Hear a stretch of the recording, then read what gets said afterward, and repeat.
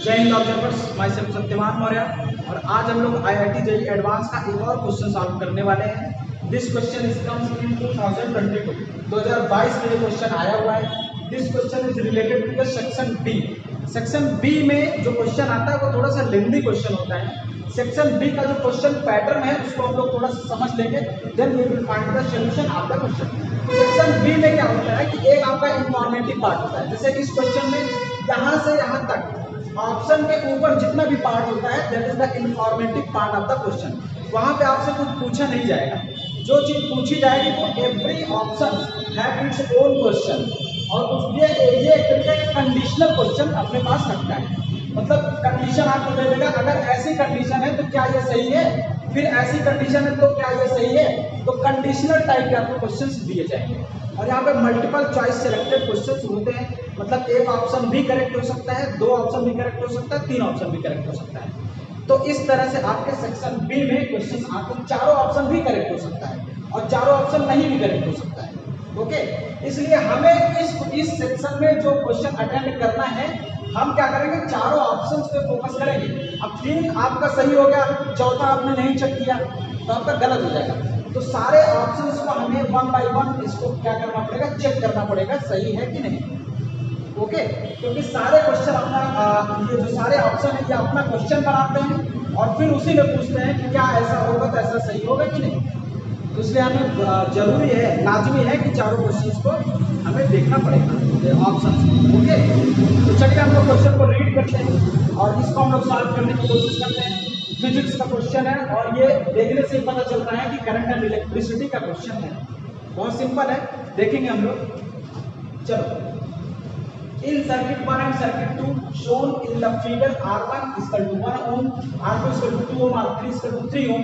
P1 and P2 are the power dissipation in circuit 1 and 2 when the switches S1 and S2 are in open condition respectively. मतलब P1 आपका power इसमें है और P2 आपका power इसमें, कब, जब S1 और S2 ओपन हो। जब S1 and S2 ओपन है तो पावर क्या हो जाएगा, P1 and P2, and Q1 and Q2 are the power dissipation when S1 and S2 are in the closed condition. और जब S1 मतलब ये आपके कनेक्ट हो जाएंगे, ये कनेक्ट हो गया, ये इसके साथ कनेक्ट हो जाएगा, तो इसमें कितना पावर होगा, सपोज करते हैं Q2, और इसमें कितना पावर होगा Q1, कब, जब S1 and S2 क्लोज होगा। ओके, तो पावर इसमें P1 कब होगा, जब ये ओपन होगा, इसमें P2 कब होगा, जब ये ओपन होगा। Q1 इसमें कब होगा, जब ये क्लोज होगा, इसमें Q2 कब होगा, जब क्लोज होगा। ओके, तो अब हम क्वेश्चन की तरफ आगे बढ़ते हैं। Which of the following is are correct. हमें बताना है कौन सा ऑप्शन इसमें करेक्ट होगा। तो सबसे पहले हम लोग क्या करेंगे, ऑप्शन नंबर ए को सेलेक्ट करेंगे, उसको सॉल्व करेंगे, उसको वेरीफाई करेंगे सही है कि गलत है। Then we will move towards the option B and C respectively. तो चलिए ऑप्शन नंबर ए को हम लोग देखेंगे। ऑप्शन ए सही है कि गलत है। चलिए, when a voltage source 6 volt is connected across A and B in both circuits. अब हम क्या करेंगे, यहाँ पे 6 वोल्ट यहाँ पे भी कनेक्ट कर देंगे, 6 वोल्ट यहाँ पे भी कनेक्ट कर देंगे। फिर पूछ रहा है तो क्या P1 लेस देन P2 होगा।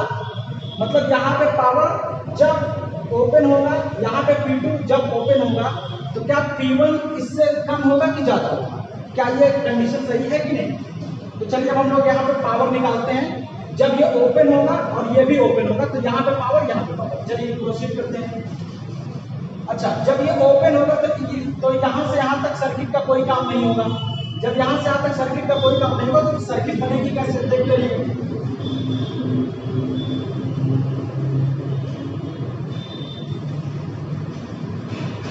ये पोर्शन अपना रहेगा नहीं क्योंकि ये ओपन है, यहाँ कोई करंट नहीं जाएगी। और यहाँ पे हमारे पास 6 वोल्ट का कनेक्शन आ गया है। Okay, 6 volt. चलिए यहाँ पे रेजिस्टेंस, अब हम लोग रेजिस्टेंस की वैल्यू लिखेंगे 1 2 3 और आपका यहाँ पे कितना R1/2, R1 मतलब 1/2, तो यहाँ पे कितना आ जाएगा 1/2। देखिएगा R2 and R3 are in the series combination. जब सीरीज कॉम्बिनेशन में है तो ये क्या हो जाएगा, 2 + 3 5। तो आपका नया सर्किट बनेगा ये वाला, और फिर एक ये वाला 5 हो जाएगा और एक ये वाला भी रहेगा 1/2। This is the new circuit we have found. अब ये और ये आपस में क्या है, पैरेलल है, तो रेजिस्टेंस कितना हो जाएगा 1/r = 1/5 प्लस 1/, ये 1/2 हो जाएगा, तो ये 2 ऊपर चलेगा 2/1 हो जाएगा, तो 1/5 प्लस 2/1। एलसीएम लीजिए कितना हुआ 5, 5 1 जब 5 1 टाइम्स 1 into 1 कितना हुआ 1 प्लस 1 का टेबल काउंट जब तक 5 ना आ जाए 1 5 का 5 टाइम्स 10 तो 5 2 जा 10 11/5, तो r equal to 1/r equal to 11/5, तो r इक्वल टू क्या हो जाएगा, फ्लिप हो जाएगा, तो r इक्वल टू हो जाएगा 5/11। Okay, r will be the 5/11।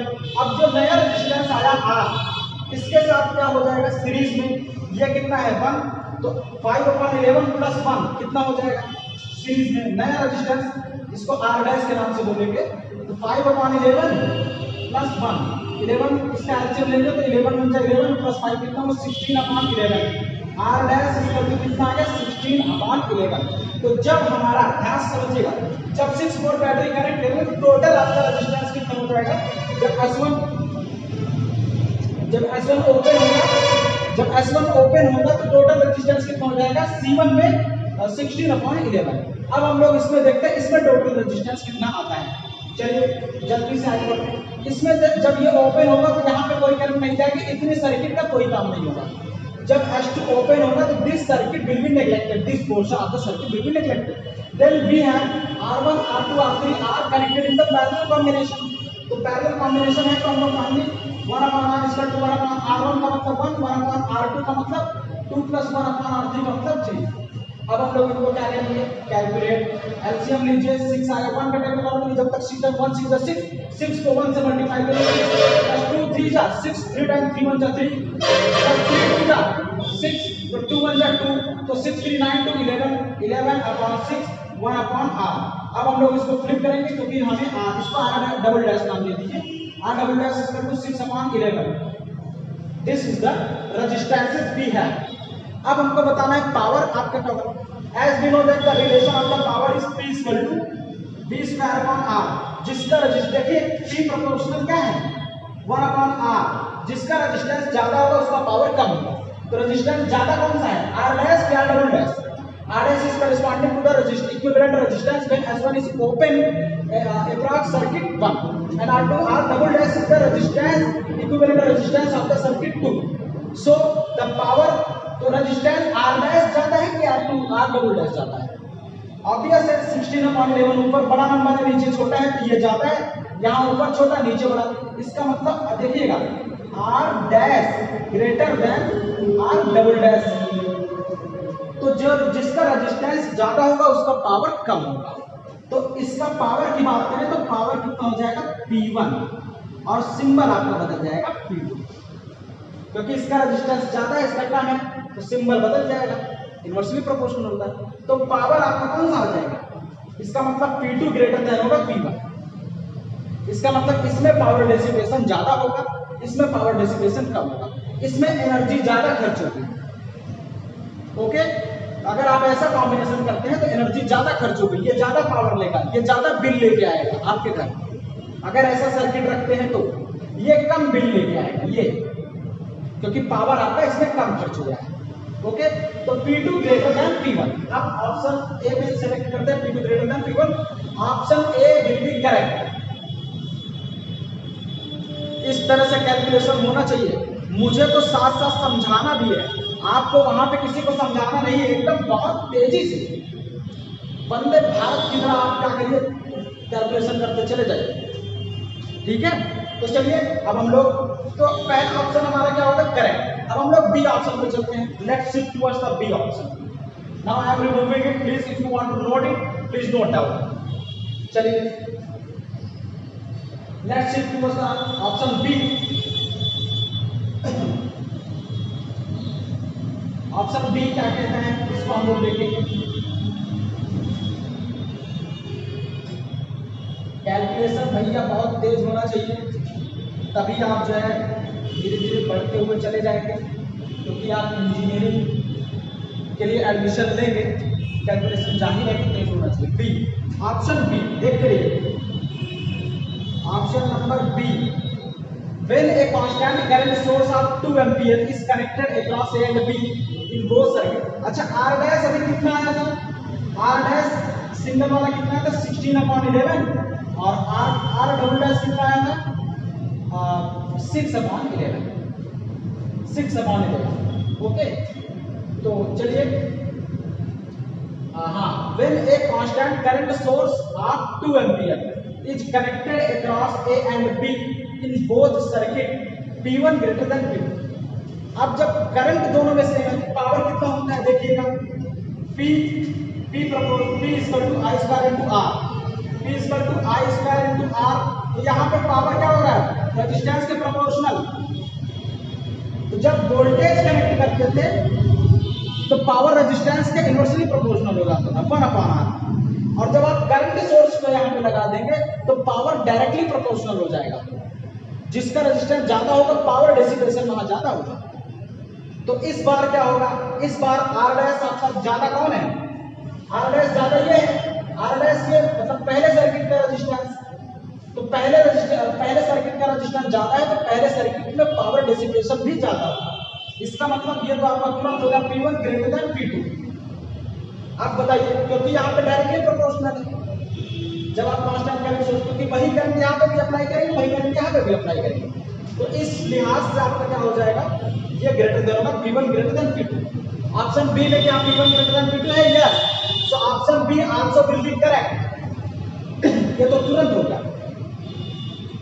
Okay चलिए नेक्स्ट ऑप्शन नंबर सी। अब हम लोग फिर से रेजिस्टेंस कैलकुलेट करेंगे जब आपका ये क्लोज होगा। क्यों देखिएगा, when a voltage source 6 volt is connected across A and B in circuit 1। Circuit 1 में P1 आपका जब आपका रेजिस्टेंस ये कम है, जब आपका ये S1 ओपन है, देखते रहिए। और अब हम लोग निकालते हैं जब S1 क्लोज होगा तो रेजिस्टेंस कितना होगा। तो इस चलिए ऑप्शन नंबर सी पे शिफ्ट करते हैं। ए बी तो सही निकल गया, ऑप्शन नंबर सी। चलिए जब ये क्लोज होगा तो क्या होगा इसको ध्यान से देखिएगा। जब हम लोग इसको क्लोज कर देते हैं तो सर्किट कैसे बनेगा, चलिए आपका सर्किट ऐसे हो जाएगा। उसके बाद ये अच्छा यहाँ पे आपका कितना आ जाएगा देखिएगा, यहाँ पे टोटल आपका आ जाएगा 2 + 3 कितना हो जाएगा 2 + 3 5। तो इतने को हम लोग सॉल्व कर रहे हैं और यहाँ पे आपका क्लोज सर्किट हो जाएगा। ये देखिए 6 वोल्ट यहाँ पे कनेक्ट करेंगे। इतने का रेजिस्टेंस पहले हम लोग निकालते हैं, यहाँ क्लोज है, करंट ऐसे आएगी तो करंट के पास अब 2 रास्ते होंगे, एक या तो इधर से चली जाएगी या तो इधर से चली जाएगी। तो अभी इतने सेक्शन को आप लोग डील कर रहे हैं। सबसे पहले इसका रेजिस्टेंस हम लोग निकालते हैं। 2 + 3 कितना हो गया 5। तो यहाँ पे आप 5 हो गया और ये नीचे वाला कितना हो गया 1/2। तो 5 और 1/2 क्या है पैरेलल में, तो 1/5 + 1/, यहाँ पे 2 लगाइए, यहाँ पे 1, क्योंकि 1/2 2 ऊपर चला जाएगा। तो 1/r इसका भी कितना आ जाएगा, नीचे आकर नीचे 5 और कितना आ जाएगा यहाँ पे 1 + 5 = 10 + 11/5। तो r इसकी वैल्यू कितनी आ गई 5/11। तो इसका जो रेजिस्टेंस आएगा वो कितना आएगा 5/11। हमें एक बार सर्किट फिर से बनाना है, ये वाला देखते रहिए। सबसे पहले ये वाला रेजिस्टेंस लेते हैं, कितना हो जाएगा 1 R1। उसके बाद फिर हमारे पास कितना रेजिस्टेंस आ गया टोटल 5/11। ओके उसके बाद ये देखिए ये शॉर्ट सर्किटिंग है, ठीक। उसके बाद ये हमारे पास एक कनेक्शन आ गया 6 वोल्ट की बैटरी कनेक्टेड है, ठीक है ना। जब S1 क्लोज होगा तो अब देखिए अब टोटल जब यहां से करंट आपकी जाएगी, जब यहां से करंट जाएगी तो करंट को 2 रास्ते हैं, एक तो रेजिस्टेंस वाला रास्ता, एक आपका शॉर्ट सर्किट। तो कभी भी अगर करंट को शॉर्ट सर्किट मिलता है तो करंट कभी भी रेजिस्टेंस वाले रास्ते से नहीं जाता है। भाई जाहिर सी बात है जिसमें आपको प्रॉब्लम होगी आप उस रास्ते से नहीं जाने वाले हैं। आपको जिसमें ज्यादा आसान होगा, जिसमें आप जल्दी से पहुंच सकते हैं, जिसमें आप बहुत स्पीड में जा सकते हैं, आप वही रास्ता तो प्रेफर करेंगे। तो करंट का भी सिनेरियो बिल्कुल वैसा ही होता है। करंट कभी भी रेजिस्टेंस वाले पाथ से फॉलो नहीं करती है। करंट हमेशा उसी रास्ते से जाना चाहिए जिधर उसको सबसे कम रेजिस्टेंस मिलेगा, सबसे कम प्रॉब्लम होगी। Current always prefer that direction. तो यहाँ से जब आपकी करंट आएगी तो शॉर्ट सर्किट वाला रास्ता अख्तियार करेगी, शॉर्ट सर्किट वाले रास्ते से होते हुए ये करंट आपके ऐसे निकलते हुए चली जाएगी। यहाँ अप्रॉक्सीमेट ऐसा बहुत कम करंट इधर जाएगी, अप्रॉक्सीमेट नेग्लिजिबल करंट हम लोग मान सकते हैं। तो ऐसा भी मान सकते हैं कि जैसे ये वाला सर्किट नेग्लिजिबल हो जाता है, तो टोटल इसमें जो रेजिस्टेंस आएगा वो कितना आ जाएगा। अगर हम बात करें इस रेजिस्टेंस को नेग्लेक्ट किया जा सकता है, यही रेजिस्टेंस हमारे लिए यूजफुल होगा। तो टोटल रेजिस्टेंस की अगर हम बात करें आर डैश जब क्लोज होगा तो इसकी क्यू की बात हो रही है, तो कितना हो जाएगा 5/11। अब बताइए रेजिस्टेंस ज्यादा किसका है, ये P1, ये P1। तो जो रेजिस्टेंस जिसका ज्यादा होगा उसका पावर कम होगा, क्योंकि यहाँ पे वोल्टेज कनेक्शन दिया गया। ओके, तो यहाँ पे रेजिस्टेंस क्या है, ज्यादा। जब तो इसका मतलब P1 क्या होगा, कम, और यहाँ पे रेजिस्टेंस क्या है, कम, इसका मतलब Q1 क्या होगा, ज्यादा। ओके, तो देखिए इसके आपका P आएगा, तो देखिएगा तो P1 प्रोपोर्शनल क्या होता है 1/R। तो ये ज्यादा, इसका मतलब इसका पावर क्या होगा, कम, और ये कम है, इसका मतलब इसका पावर क्या होगा, ज्यादा। तो Q1 ग्रेटर देन P1। सो मैं ऑप्शन लिख रहा हूं direct, Q1 greater than P1। आप ये चेक करते हैं क्या सही है, समझ आ रहा है कि नहीं, समझिएगा। अब हम लोग इसको चेक करते हैं क्या Q1 ग्रेटर देन P1 है। Yes, so option number 3 will also will be correct. Okay, तो इस तरह से हम लोग कैलकुलेट करेंगे। अब हमारे पास फोर्थ ऑप्शन है, now we will shift towards the fourth option. चलिए, तो थर्ड में आपका कितना आ गया 5/11। इसको नोट करिए, क्योंकि फोर्थ में हम लोग इसी को देखने वाले हैं। Q1 आपका कितना है, अब हमें R2 निकालना है कब, जब ये क्लोज हो। तो चलिए फास्ट हम R2 निकालते हैं, तुरंत बता देंगे। देखिएगा, when a constant current source, अब यहाँ पे पावर डायरेक्टली प्रोपोर्शनल होगा रेजिस्टेंस के, वो वाला कॉन्सेप्ट लगाएंगे। चलिए डायरेक्ट हम लोग रेजिस्टेंस निकालते हैं सर्किट 2 का, और कब, जब S क्लोज होगा, S2 क्लोज होगा। देखते चलिए माय डियर स्टूडेंट्स, हम तीन चक्रव्यूह को क्रॉस कर चुके हैं। अब हम लोग चौथे चक्रव्यूह पर चल रहे हैं। ऐसा बनिए चक्रव्यूह पे चक्रव्यूह क्रॉस करते चले जाइए। चलिए हाँ, अब D option, let's start. When a constant current source of 2 ampere is connected across A and B in both circuits Q1 and Q2, इसका रेजिस्टेंस हम लोग निकालना चाहेंगे। जब ये आपका क्लोज होगा, देखिएगा ये क्लोज होगा, तो इस सर्किट को आप इग्नोर नहीं कर पाएंगे। 1 2 3 4 सबको हम लोग पैरेलल कॉम्बिनेशंस पे ट्रीट करेंगे। तो ये सारे लोग पैरेलल कॉम्बिनेशन पे हैं, तो टोटल रेजिस्टेंस इक्विवेलेंट कितना आएगा, मैं डायरेक्ट निकाल रहा हूँ R 1/R equal to R1 1/R1 के प्लेस पे 1, 1/R2 के प्लेस पे 2, क्योंकि R2 की वैल्यू कितनी है 2, 1/R3 के प्लेस पे 3 प्लस 1 यहाँ पे 2R3 है, मतलब 3 2 जा 6, 1/6 एलसीएम लीजिए 1 2 3 6 का, वी हैव 6, 1 का डबल 1 जब तक 6 ना आ जाए 1 6 जा 6, कितने टाइम 6 टाइम, 6 को यहाँ पे मल्टीप्लाई करिए, 6 प्लस 2 3 जा 3, 2 3 जा 6, तो 3 यहाँ पे आएगा, 3 2 जा 6, 2 यहाँ पे आएगा, प्लस 6 1 जा 6, 1 यहाँ पे आएगा, तो 6 3 9 9 और 3 कितना हुआ 12 अपॉन 6, 6 1 जा 6, 6 2 जा 12, तो R इसका तो कितना आ गया 1/2 और यहाँ पे कितना आ गया 11.5.0 44, तो कितना आ गया 6 पॉइंट लगा 0 बढ़ाइए 11 5 55 0.45 आ गया, और यहाँ पे 0.5 आ गया 0.5। तो रेजिस्टेंस किसका ज्यादा है, जिसका रेजिस्टेंस ज्यादा होगा इस बार, क्योंकि करंट सोर्स है, इस बार पावर प्रोपोर्शनल होगा रेजिस्टेंस के, जिसका रेजिस्टेंस ज्यादा उसका पावर ज्यादा, उसका पावर डिसिपेशन ज्यादा। तो इस बार रेजिस्टेंस ज्यादा किसका है, इसका, ये, तो इसका रेजिस्टेंस ज्यादा होगा तो पावर ज्यादा किसका होगा, Q2 का, तो Q2 का पावर ज्यादा होगा भैया, तो अब Q2 ग्रेटर देन Q1 होना चाहिए। ऑप्शन में क्या Q2 ग्रेटर देन Q1 है, तो ऑप्शन में Q2 ग्रेटर देन Q1 है, तो इसका मतलब क्या होगा, आपका ये भी ऑप्शन क्या होगा, correct. Okay, this option is also correct. क्यों? क्योंकि यहां पे देखिए Q2 ग्रेटर देन Q1 दिया है। ओके, तो इसका मतलब इस क्वेश्चन में आपके चार के चारों ऑप्शंस क्या हैं? करेक्ट है। ओके, क्योंकि दोनों बार आपका ये यूज हुआ है कांस्टेंट करंट सोर्स, ये constant current source of 2 ampere. So option D also correct. So option A, option B, option C, option D, all options are correct. Correct ये है। This was all about the solution of the question. और आपको और भी बहुत तेज speed को maintain करना पड़ेगा। ओके, तो चलिए मिलते हैं अब आपसे अगले लेक्चर्स में, अगले न्यूमेरिकल के साथ हम लोग एडवांस के और भी क्वेश्चंस को हम लोग देखते चलेंगे, कॉन्सेप्ट बिल्डअप करते चलेंगे।